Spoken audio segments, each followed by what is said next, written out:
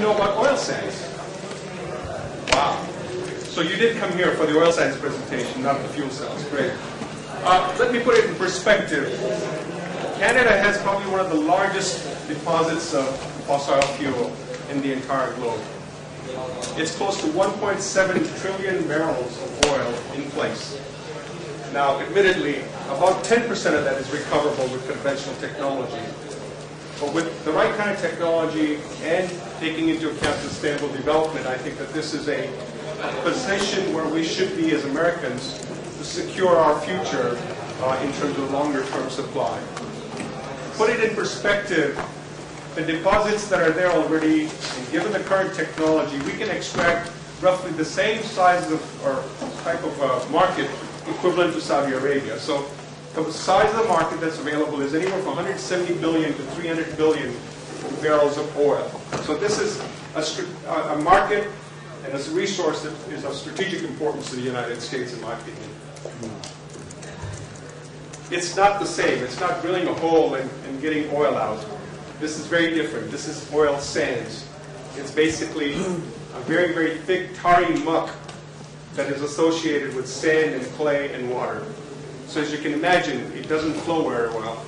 And the current technologies are a mess, in my opinion. Having worked in this industry for a long time, the most popular way of getting this resource out is to actually mine it and to take the material and wash it with hot water and caustic. And you can imagine what happens to the other slide. That's the tailings that's generated out of it. Now, fortunately, it's been up north of nowhere in Fort McMurray in Alberta, which is probably, what, a couple thousand miles from here, at least, north. And so people haven't worried about it. But I think given the importance of this resource, the sustainability of this industry is becoming a huge question. And so the current technology has some issues. And what my partner and I were trying to do is find a more sustainable way of getting to this resource. Here are the key problems. For every barrel of oil that you extract, this is the waste that you're generating. About 2.5 cubic meters of waste, tailings. For every barrel of oil, you need about 12 to 14 barrels of water to extract. Fortunately, there's some recycling going on, so on a net basis, it takes up 4 barrels of water. And unfortunately, this extraction process is not as robust. If you saw remember this slide on the tailings pond, there was a thick layer of bitumen on top. That's the incomplete extraction process. So that's one set of problems associated with the current technology. The other set of problems, as I see it, is how energy intensive it is to actually extract the oil. Roughly 10% of the energy that you actually retract from the ground is burned in getting the oil. And as a result, we're generating something like 100 kilos of CO2 equivalent emissions. And one of the other problems is that it is not able to handle variable grades. And this is a natural deposit. You can't guarantee or assure yourself that it is a deposit that has consistent quality. So the way we're approaching this problem is we've kind of broken it into 2 components, and we have developed a portfolio of projects and technologies we're developing to go out to this market. Let me talk to you about the tailings project that we have. It's a rather ingenious way of approaching it, and this is the beauty of the team that we have. We're looking at this industry in a very different way compared to the folks that are actually in the business for 40 years.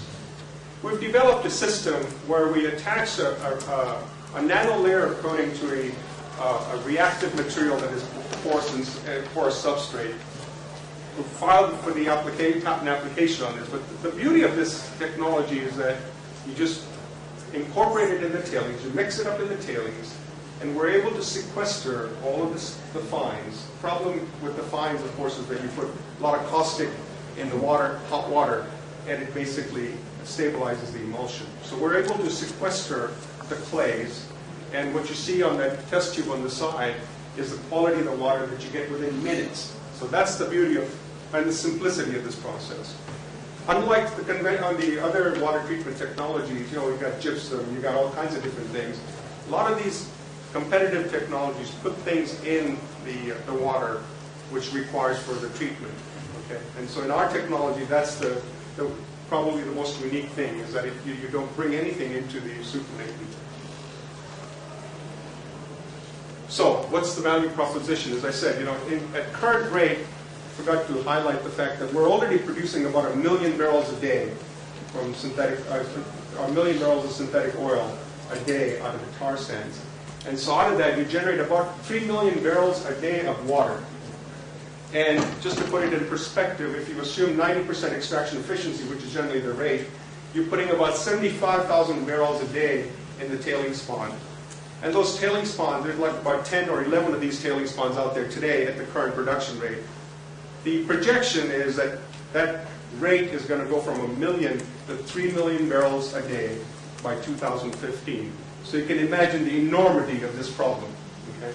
So our technology is a way to allow for very effective water recycle and land reclamation, which really mitigates the long-term environmental liability. In addition, there is close to $2 billion worth of oil a year that is in those tailings ponds, and we have a way of recovering that. And the most interesting thing about that is that there's ore under the tailings pond that gets trapped, and so we're able to open that up as well. There's some side benefits about recovery of heavy minerals, but that's a side effect. On the extraction side, because of time, I won't talk to you about the technology. We're trying to put some intellectual property package together. But what we are focusing on is developing a room temperature extraction process which lowers the cost, and at the same time, because we're going to lower temperature, we will be introducing a smaller footprint. We've already done some work in the lab. We've demonstrated better extraction efficiency with the technology that we have with lower grades, and so we're quite excited about it. In terms of the people behind it, I'm very fortunate. My partner is right here, David Soane. He's a serial entrepreneur who has a very, very strong reputation in the marketplace. He's got 8 new ventures that are behind him. PhD in chemical engineering from the University of Berkeley. And as for myself, I'm the operations guy. I try to keep him in control and make sure he's focused. 25 years of industry experience in the oil business as well as in the specialty chemicals arena. And we have a team of people in research, as well as some people who are keeping an eye on us. CFO from Charles River. We have an IP attorney on team from one of the best law firms around in Boston. So I feel very privileged in the team that we have here in working this problem. At the end, whilst we're working on fuel cells and all that, I think that's what we're looking for. We're looking for $3 million to allow us to get to the conclusion of prototyping for both of these projects. And we believe there is profit in sustainable development.